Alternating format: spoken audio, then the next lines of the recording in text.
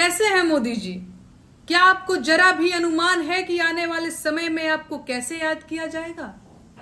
11 साल हो गए, आपने एक भी प्रेस कॉन्फ्रेंस नहीं की।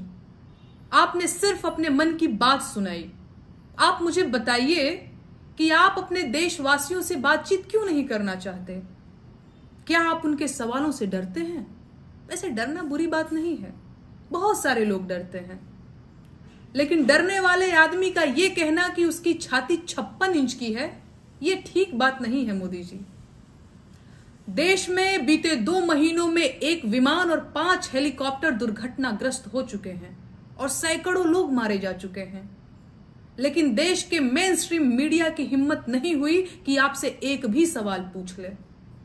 ठीक भी है, अब जो चीज जमीन से उड़ेगी उसे जमीन पर तो आना ही पड़ेगा, इसमें आपकी क्या गलती?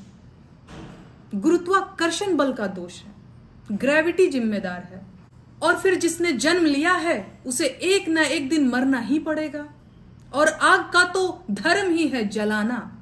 तो कुल मिलाकर जो कुछ भी हुआ उसमें आपका कोई दोष नहीं है, आप निश्चिंत रहिए।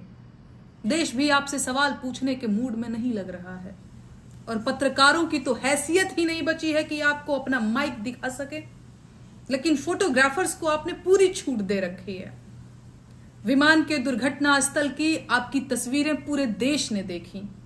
क्या शानदार एंगल था सर, कैसे कर लेते हैं आप? अच्छा, तस्वीरों से याद आया कि पूरे देश ने मणिपुर की भी तस्वीरें देखी थी, वायरल वीडियोस भी देखे। मणिपुर से तो आपका पुराना रिश्ता था ना, अब क्या हुआ? मणिपुर में औरतों की नंगी परेड निकाली गई, आंखें निकाली गई, गले काटे गए, घर फूके जा रहे हैं, और आप बिहार में रैली कर रहे हैं। क्या आपका काम सिर्फ भाजपा का चुनाव प्रचार करना है? देश कौन संभालेगा भाई? मणिपुर इसी देश में है ना, मणिपुर में आपकी ही पार्टी है ना, उसकी तबाही की जिम्मेदारी आप लोग क्यों नहीं ले रहे हैं? क्या हुआ बेटी बचाओ का? क्या बेटी बचाओ सच में एक चेतावनी थी कि बेटी बचा के दिखाओ? देश का महिला आयोग भी एकदम सन्नाटा मारे हो, और महिला बाल विकास मंत्री भी मणिपुर की महिलाओं के लिए कुछ नहीं कहना चाहते। कहां है वो दरबारी कवि और गायक जो सरकार से मेरे एक सवाल पर जवाब में अपनी कविताएं और गीत उगलने लगे थे? मणिपुर पर भी कविता लिखिए, गीत गाकर बताइए ना, बताइए मुझे कि मणिपुर में क्या है। मुझे पता है आप नहीं बताएंगे। जानते हैं मोदी जी, मणिपुर में जो हुआ और जो हो रहा है वो राष्ट्रीय शर्म की बात है, लेकिन मणिपुर को लेकर जो सरकार का रवैया रहा है वो उससे भी बड़ी शर्मिंदगी की बात है। इस देश को एक ढंग के प्रधानमंत्री की जरूरत थी जो उनकी समस्याओं को खत्म करता, लेकिन आपने देशवासियों की समस्याओं को खत्म करने के अलावा बाकी सारे काम किए और देश की पुरानी समस्याओं को न सिर्फ बढ़ाया बल्कि नई दिक्कतें भी खड़ी कर दी। सच ये है कि आपने पूरे देश को एक भटके हुए अश्लील रंगमंच में बदल दिया है, जहां आपकी पार्टी के नेताओं और समर्थकों को कुछ भी बोलने और कोई भी तमाशा करने की पूरी छूट मिली हुई है। आपके अपने लोकसभा क्षेत्र वाराणसी में मेरे खिलाफ 500 लिखित शिकायतें दर्ज की गई हैं, FIR दर्ज करवाई गई, वो भी सिर्फ इसलिए कि मैं आपकी आलोचना करती हूं, सवाल पूछती हूं। अगर आपको मेरे सवालों से दिक्कत है तो बस आप एक बार कह दीजिए कि आपको सवाल पसंद नहीं है, उसके बाद मैं कभी सवाल नहीं पूछूंगी आपसे।